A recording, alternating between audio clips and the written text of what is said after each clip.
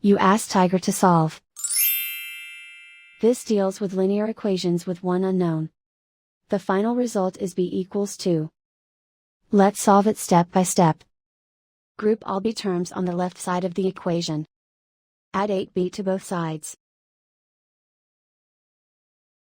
Group like terms. Simplify the arithmetic. Group like terms. Simplify the arithmetic. Group all constants on the right side of the equation. Add 8 to both sides. Simplify the arithmetic.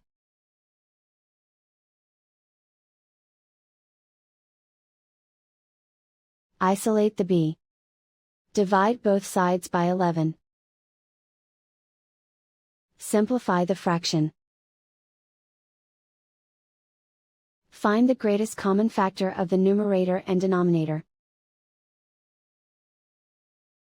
Factor out and cancel the greatest common factor.